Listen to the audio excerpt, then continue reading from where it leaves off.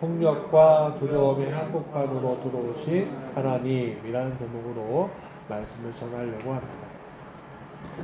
우리는 지난 성탄절에 성탄의 의미를 다시 한번 깊이 생각해 보아야 한다고 말씀드렸습니다. 아기 예수는 분명히 구원자가 이 땅에 오신 기쁨과 감사의 사건이에요. 그래서 오늘 우리에게 성탄은요, 밝은 별과 천사의 찬송과 하늘과 땅의 평화로 기억되는 날이다라고 이야기할 수 있습니다. 그래서 교회와 가정에서는 우리 어린이들에게 선물을 주면서 성탄의 기쁨을 같이 맞이하려고 하는 겁니다. 여러분, 성탄 선물의 유래가 그런 거예요. 사실은 아기 예수께 성탄 선물을, 그러니까 탄생 선물을 동방박사 세 사람이 드렸잖아요. 그러니까 우리 아이들을 아기 예수로 생각하면서 우리 아이들에게 선물을 사주는 거예요. 그러니까 단순히 성탄절은 선물 사주는 날, 그게 아니라 아기 예수를 생각하면서 내 보배압을 열어서 주님께 드리는 것처럼 우리 아기들도 그렇게 여김을 받았으면 좋겠습니다 라고 하는 날입니다. 그렇게 아셔야 돼요. 그래서 아이들도 그렇고 우리 부모들도 그렇고 이 날은요, 자연스럽게 행복해, 좋아, 기뻐, 그런 날이죠. 연인들은 만나고 이제 데이트도 즐기고 그런 날이었습니다. 그러나 우리가 경험하는 이 성탄은요, 2000년 전 예수님이 태어나신 그 현장은 결코 평온하지 않았다고 말씀드렸어요. 성경이 증언하는 예수님의 탄생의 자리는 안전하게 보호를 받는 공간이 아니라 처음부터 위협과 또 파괴, 죽음, 그런 것들이 도사리는 공간이었습니다. 그 시대는 정치적으로 로마 제국의 식민지였고요. 또한 헤롯이라는 이두메인이거든요. 그러니까 정식으로 이스라엘 사람이 아니에요.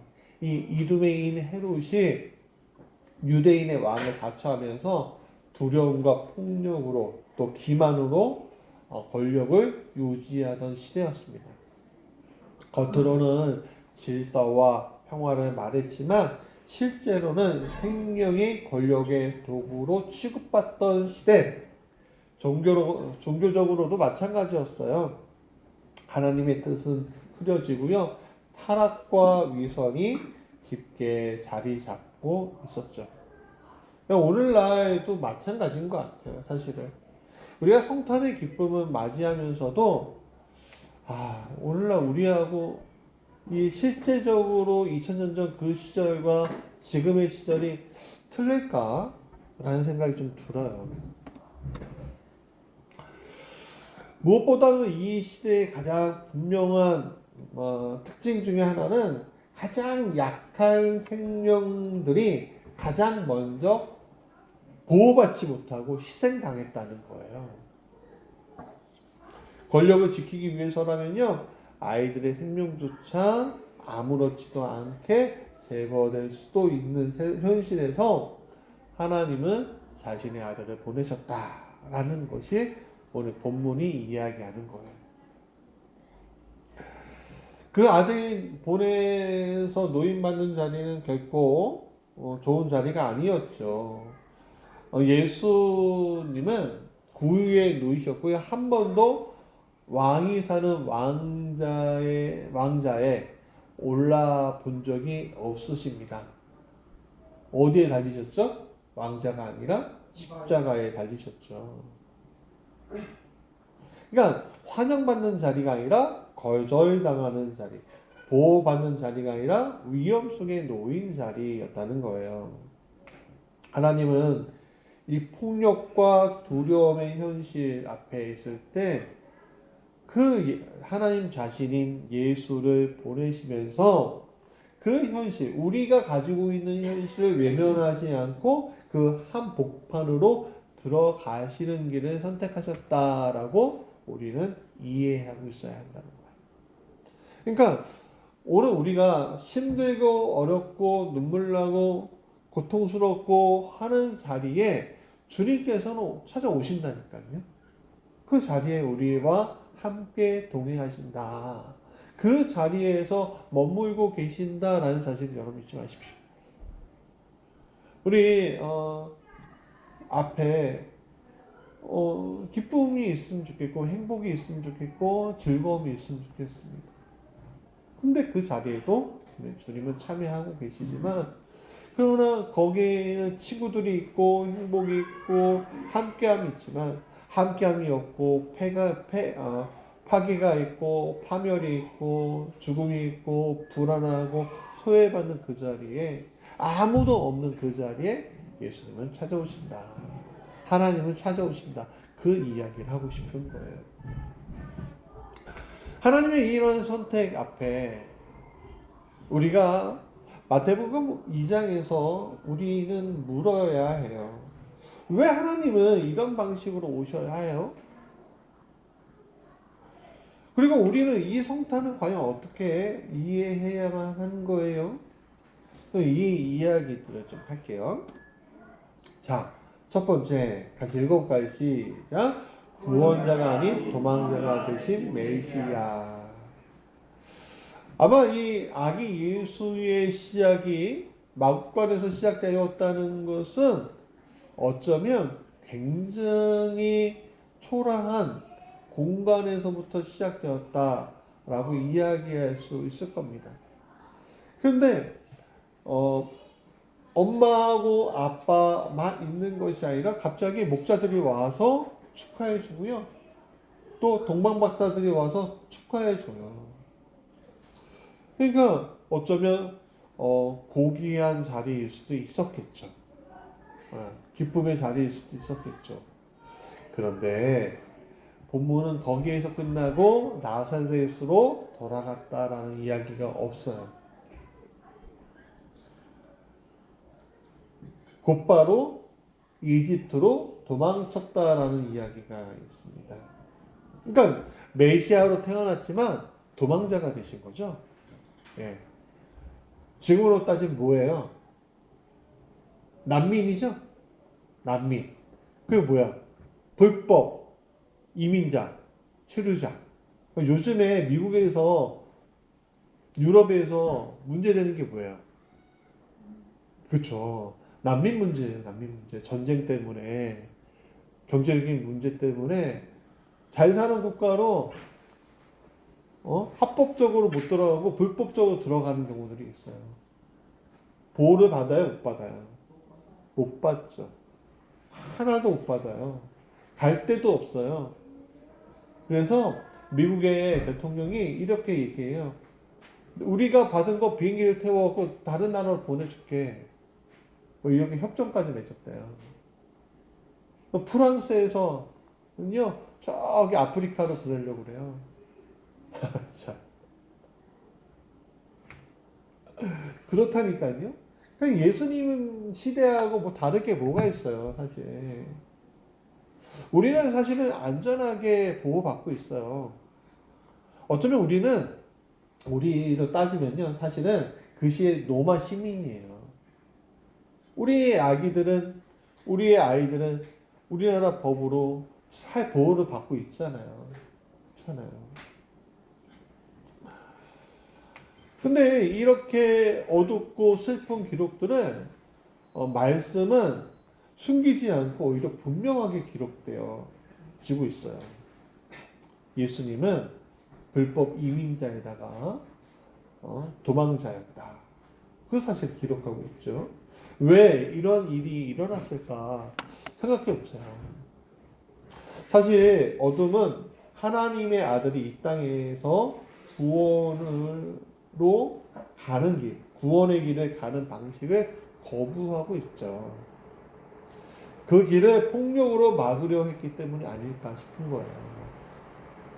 헤롯은 예수님을 경배의 대상이 아니라 제거해야 할 대상으로 보았습니다. 맞죠. 여러분, 권력을 쥔 왕들이 자기의 권력을 위협하면 어떻게 해요? 어린 아기도 죽이는 세상이에요. 우리가 드라마 사극 보세요. 사극을 보면 어때요?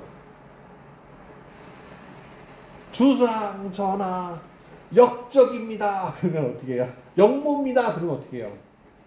역적을 잡아들여라 하면서 다 잡아들이잖아요. 그리고 막 고문을 시키고 고문 시키다 못해 이제 다 사형시키잖아요. 그러면 사형시키고 끝나요?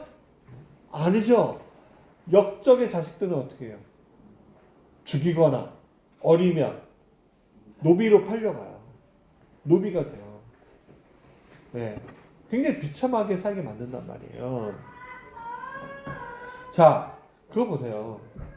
그러니까 이게 뭐 헤롯 시대만 그랬던 게 아니에요. 헤롯은 지극히 당연한 방식을 했어요. 근데 굉장히 폭력적인 방식을 했어요.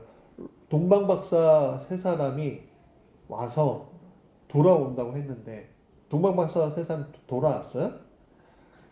돌아오지 않았어요. 천사가 야, 걔한테 가면은 메시아가 죽어. 그러니까 빨리 다른 길로 가. 그 이야기 듣자마자 다른 길로 가니까 기다리다 지쳐갖고 헤롯이 살았다고? 갔다고? 하면서 베들레헴 주변으로 가서 그 2살 이하의 아기들을 다 싹 죽이라고 한 거예요. 근데 예루살렘하고 베들레헴하고요, 거리가요, 멀지 않아요. 서울 끝자락하고 김포하고 거리보다 더 짧아요. 바로 옆 동네예요. 예. 그러니까 예루살렘에 붙어 있는 소도시예요. 소도시인가요? 사실 마을이지. 예? 그러니까 오늘 사실 이게 어둠이 작동하는 방식이에요. 경쟁자가 오면요, 우리 스포츠맨십이라고 하잖아요.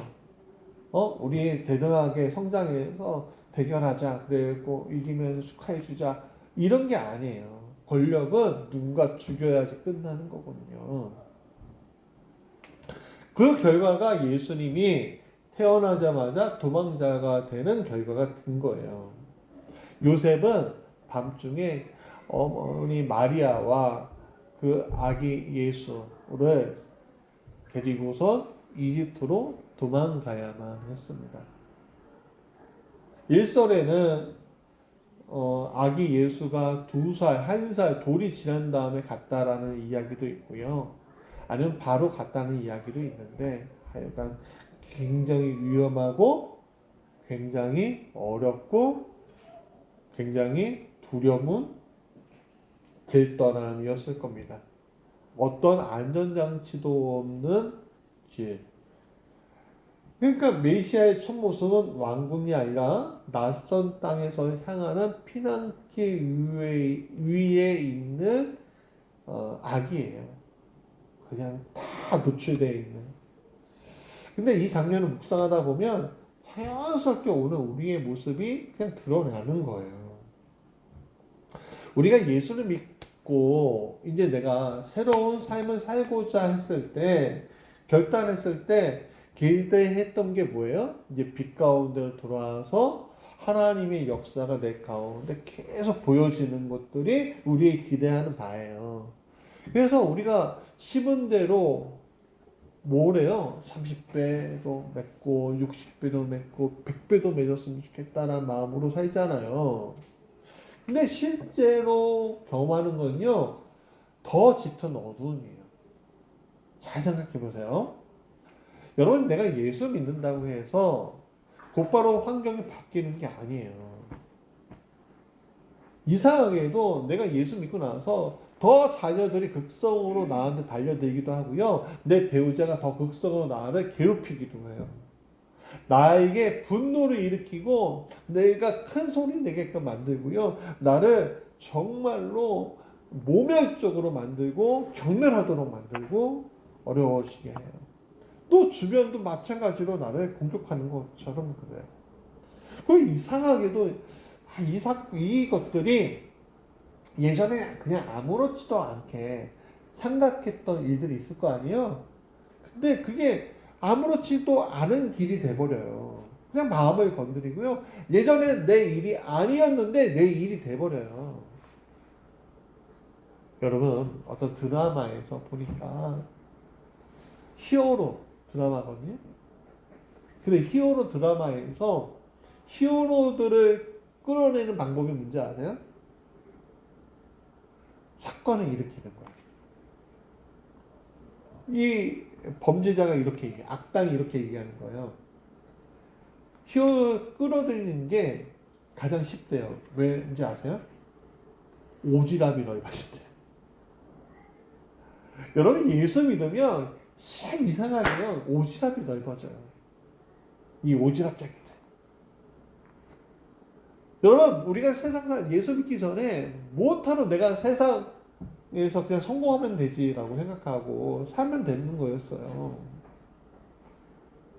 아니, 나라와 국가가 무슨 상관이에요? 나만 잘 살면 되지. 나라와 국가 기도할 필요가 뭐가 있어요? 지들이 잘하면 되는 거지. 안 그래요? 저 멀리 있는 나라 그 아이들이 왜 불쌍해요? 나만 잘 먹고 잘 살면 되는 거지.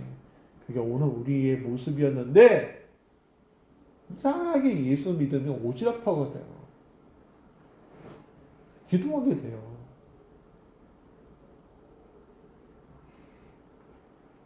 이 하나님의 선하심의 인도함을 받아서 한발 내딛는 그 순간에 경험하게 되는 거예요, 그게. 근데 어둠은요, 그 길을 살짝 방해하는 길로만 머물지 않아요. 그냥 그 자체를 그냥 꺼버리려고 항상 사탄한 마귀가 공격을 한 거예요. 그래서 예수님 믿고 난 다음에 예수님 만나고 난 다음에는 오히려 더 불안과 위협에 굉장히 선명하게 우리에게 다가오는 거다라는 사실을 여러분 잘 보셔야만 하는 거예요. 영적으로. 우리가 주님을 위해서 내가 이 새로운 일을 하겠습니다라는 그 계획들 있잖아요. 내가 예수 믿고 나서 마음 뜨거워졌고 주님 내가 이거 하겠습니다. 주님 이거 하겠습니다 하는 거 있잖아요. 예? 내가 봐봐 보세요. 베드로가 예? 변화산에서 예수님 변화할 때 베드로와 그 제자들이 예? 뭐라고요? 내가 주님을 위해 초막 세서짓 때 하나는 주님 위해서 하나는 엘리야를 위해서 하나는 모세를 위해서 짓겠습니다. 그러잖아요. 예? 여러분 그냥 근데요. 그 계획들 내 마음이 뜨거워져서 생기는 그 계획들을 참 마귀는요. 막아버려요. 살짝 한번 막아보고 뜻대로 하면 강하게 막아보고 뜻대로 하면 밀어버리려고 해요. 그래서 우리는 때로는 도망자가 되기도 하고 어려움 당하기도 하고 내몰리기도 하고 제사상으로 손해를 크게 보기도 하는 거예요. 근데 성경은요 참 신기하죠. 이렇게 얘기해요. 야 그거 실패가 아니라 오히려 하나님이 함께 하시는 자리야 라고. 주님 내가 예수 믿는 건요 내가 복을 받고 더 크고 더 좋은 집에 살고 더 곳간이 넘치는 것 때문에 내가 믿는 거예요 라고 우리가 고백할 수 있어요? 고백해요? 이상하게도요 예수 믿으면요 그런 고백이 안 나와요. 진짜로 예수 믿으면요 내가 예수님처럼 살게요 라고 해요. 근데 예수님이 어떻게 사셨어요? 곳간 채우면서 사셨어요? 내주면서 사셨어요. 그러니까 이게 힘든 거예요. 이게 주님 진짜 내가 괜히 예수 믿어갖고 근데 이게요 구원의 길인 거예요.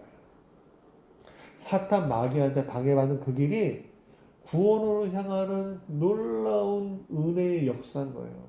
하나님의 역사가 함께하는 길인 거예요.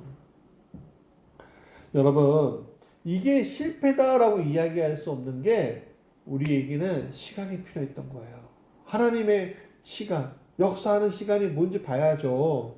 여러분, 아기가 갑자기 딱 올라와서 천상, 천하, 유아, 독천. 이게 누구예요? 석가모니가 그랬잖아요. 막 그랬을까? 그러지 않았어요. 예? 하나님의 세계는 아기가 갑자기 천상천하 유아 독점 이렇게 하지 않고 어떻게 해요? 가장 약한 모습에서부터 성년이 자라기까지 한 30년이 필요했단 말이에요. 네?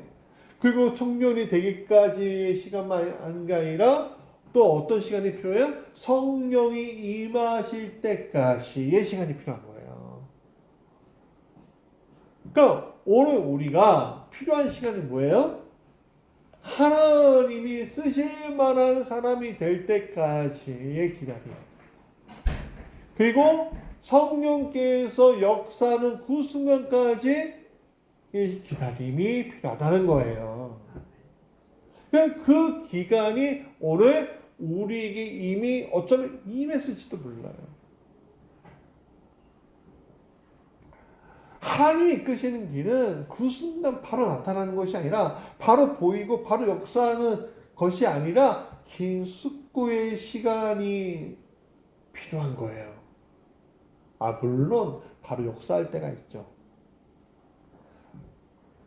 그렇잖아요. 병자가 예수님을 만나니까 고쳐지잖아요. 근데 여러분, 병자가 예수님 만나고 고쳐지는데 수많은 사람들이 고쳐졌어요? 근데 그 중에서 예수님을 진짜 따르는 사람이 몇 명이었을 것 같아요? 수백 명 중에 성경에 나온 사람은요, 수십 명도 안 돼요.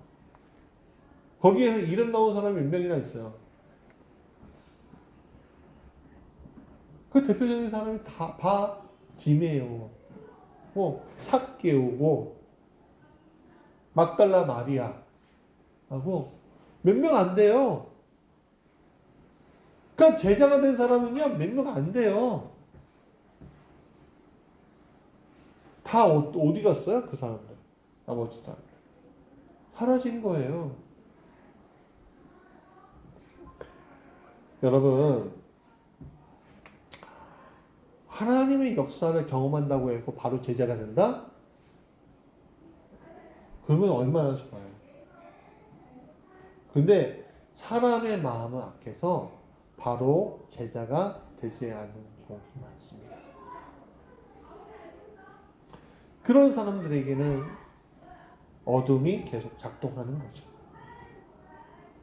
그러나 밝은 빛을 인도함 받는 우리에게는 하나님의 때가 임하고 있는 중인 거예요.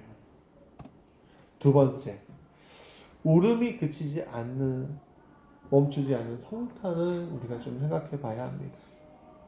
이 이야기는 예수님의 도망으로 끝나면 참 좋겠는데 우리가 분명히 외면하고 싶은 장면이 나와요. 헤롯이 화가 나서 2살 이하의 어린이를 다 죽여버리려고 하잖아요. 굉장히 고통스러운 이야기예요.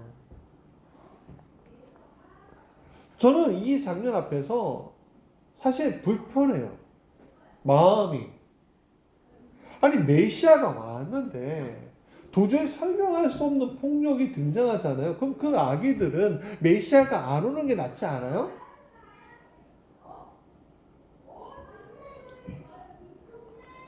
메시아의 출현이 저주와도 같은 사건이잖아요. 그 아이들한테. 안 그래요? 그의 부모들한테도 그렇잖아요. 이 질문은 굉장히 어려운 질문이에요, 사실. 성경을 통해서 예수를 믿게 된 다음에 2000년 동안 수없이 질문하던 거예요. 아니, 그 사람들은 무슨 죄가 있길래. 여러분, 오늘 우리도 마찬가지야. 하나님을 믿기 시작했는데 삶의 고통이 찾아왔을 때, 믿음을 선택한 다음에 더 힘든 일들이 일어났을 때 우리 마음속으로 묻게 되죠. 하나님이 정말 나와 함께 하신다면 왜 과연 이 일이 나한테 일어났는가? 라는 질문이에요. 근데 성경은 이 질문에 대해서 무시하지 않고선 설명해 줘요. 마태복음 이 사건을 기록하면서 예레미야 선지자의 말을 인용하는데 같이 읽어볼까요? 시작. 라마에서 슬퍼하며 크게 통곡하는 소리가 들리니 라헬이 그 자식을 위하여 애곡하는 것이라. 이게 무슨 말이에요?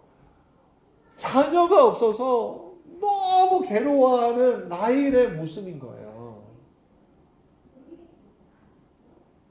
라헬의 모습. 여러분, 내 자녀가 죽음 앞에 메시아가 온들 무슨 뜻이 있겠냐라고 우리가 생각할 수 있어요, 사실은. 근데 이게 사실 그 시대에만 있었던 이 이야기가 아니에요. 예레미야 이 이야기는요, 이스라엘 역사 속에서 계속 반복이 되는 거예요. 조금 나아지다 싶으면 범죄에서 다시 슬픔으로 빠지고, 조금 나아지다 싶으면 범죄에서 슬픔으로 빠지고.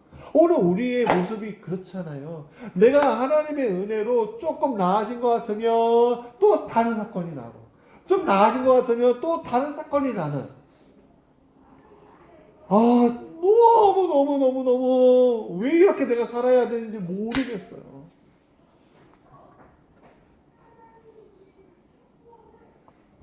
가지 많은 나무에 잘 날이 없대잖아요. 제가 애가 넷이잖아요. 여기서 터지면 여기서 막아야 돼. 여기 막으면 여기서 터지고. 애가 돌아가면서 아프기도 하고. 여기서 애가 짜증내면 달래면 얘가 또 짜증내고. 저도 마찬가지죠. 우리 삶도 마찬가지죠. 예수 믿으면 행복 계속 올라가야 되는데 안 그래요. 안 그래요. 근데 주님은 이 질문에 대해서, 이 울음에 대해서 설명으로 덮지 않고 이렇게 얘기해요. 그러니까 나중에 다 잘 될 거야 라고 얘기하지 않으시고 그냥 울음은 울음대로 남겨두시고, 위로받기를 거절하는 울음, 쉽게 정리되지 아니하는 슬픔을 그냥 하나님 말씀 안에 다 기록하시고 이렇게 얘기하시는 거예요. 그래, 나도 한다. 너의 고통과 너의 슬픔과 너의 상황들 가운데 내가 거기에 있다. 하나님의 의도는 헤롯이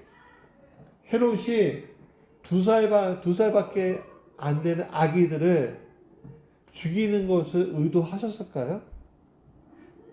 아니에요.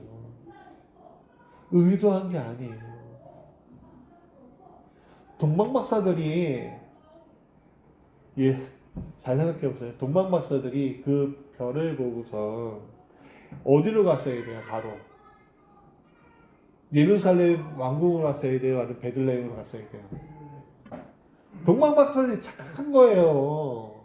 그 별을 베들레헴으로 인도했는데 동방박사들이 잘못 보고서 예루살렘, 여긴가 보다 착각하잖아요. 우리 내비게이션 봐도 착각할 때 있잖아요. 내비게이션을 줬는데 잘못 들어간 거예요.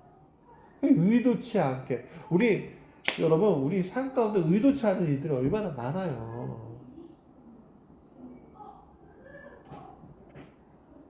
하나님의 의도하고는 전혀 상관없지만 그 상관없는 곳 가운데, 그 고통 가운데 주님 들어가셔서 같이 아파하시는 사건이 있는 거예요. 물론 예언 속에 있어요. 그러나 그 예언 속에 있다고 해서 하나님 의도하셨을까요? 인간의 폭력을 부추기려고 하셨을까요? 아니요. 어둠은 어둠이 지배하는 거예요. 여러분, 성탄 이후에도 세상의 폭력은 사라지지 않고 여전히 아픕니다. 예수가 오셨고 부활하셨지만, 그러나 그 가운데에서 많은 사람들이 예수 믿는다고 하지만, 그러나 그 가운데에서 많은 폭력들이 지배하는 이 세상이 있어요. 이 폭력들을 주님께서, 하나님께서 의도하셨을까요? 아니요. 우리가 알아야 될 건 그 속에 들어와 계신다는 거예요. 너가 울 때 내가 울겠다. 리오데 자네이루라는 그 브라질 수도 있잖아요. 거기에 거대한 예수상이 이렇게 보는데 이 보는 방향이 어디를 향해 있냐면 부자 동네를 향해서 이렇게 있는 거예요. 내가 너희들을 보호하고 있다라는 그 느낌으로. 근데 어떤 사람이 이렇게 얘기했대요. 하나님, 예수님은 왜 이 가난한, 이 예수님의 그 뒤에 있는 동네는 굉장히 가난하고 폭력이 얼룩져 있고 고통스러운 동네인데, 빈민 같대. 하나님, 왜 이렇게 우리를 외면하십니까? 부자들만 이렇게 보고 계십니까? 여러분, 이게 예수님이 거기를 이렇게 하려고 이 동상을 세웠어요? 하나님이? 사람들이 세운 거잖아요. 그렇잖아요. 그런데 어떤 사람이 영적으로 그런 느낌이 들었다면, 하나님, 왜 부자들을 향해서만 축복을 내려주시고 우리는 왜 보지 않으십니까? 딱 하는데 하늘에서 하나님의 말씀이 들리더래요. 아이야, 내가 너희들을 막고 있는 게 안 보이니? 저 거대한 자본주의라는, 저 거대한 물질이라는, 저 거대한 폭력의 권력이라는 그 가운데 너희들을 막고 있는 거 안 보이니? 나는 너희들을 막고 있단다. 그 순간 위로를 받더래요.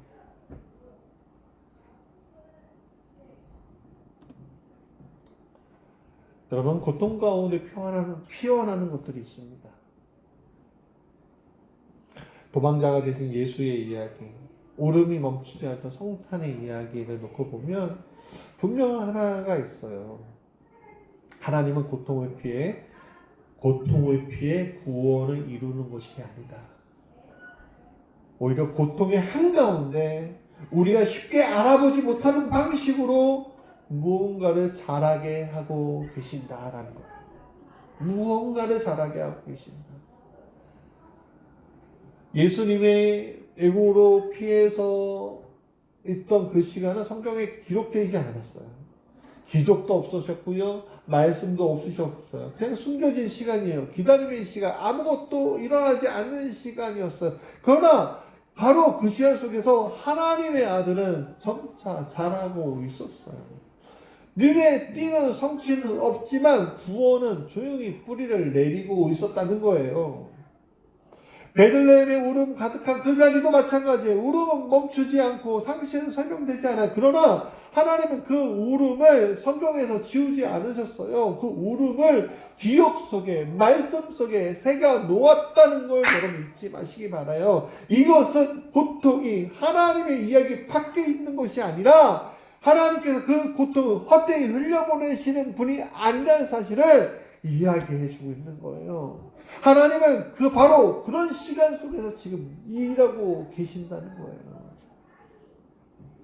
우리의 삶을 보세요. 여러분, 우리가 행복하다 이야기하는 것들이요, 진짜 행복해서 나오는 걸까요? 행복이 그냥 행복해 하고 나오는 거예요. 즐거움이, 여러분, 즐거움과 행복은요, 우리가 고통이 계속 가다가요, 한두 번씩 이렇게 나타나는 현상 때문에 행복하다, 즐겁다 하는 거예요. 고통은 끊이지 않아요. 여러분, 아침에 일어날 때마다 어떠세요? 오늘 기분이 너무 좋아. 오늘 아침 잘 시작할 수 있겠어 라고 생각해요? 제가 이제 저도 연세가 가고 있잖아요. 근데 제가 항상 요즘 뭐 하는지 아세요? 자리에 앉을 때마다, 어디에 올라갈 때마다 제 입술 가운데 뭐라고 하는지 아세요? 아이고. 아니, 저 얼굴 그래도 좀 이렇게, 그래도 50이 넘었지만 50 안 넘은 것처럼 보이잖아요. 근데 이상하게 아이고 그래요. 세종대왕님이 몇 살에 죽은지 아세요? 52살. 네. 그러니까 옛날 사람들보다 저는 이제 죽을 때가 됐나 봐요. 아이고 그래. 여러분, 이런 시간 속에서 우리가 살고 있는 거예요. 고통, 아픔, 슬픔, 눈물. 이거 이기기 어려워요. 자녀는 자꾸만 자라잖아요. 이제 우리 큰아이가 이들이 더 자라면 아빠 이제 결혼해야 되는데 결혼 자금이 좀 필요한 것 같아요. 딱 그러면 제가 억장이 무너질 거예요.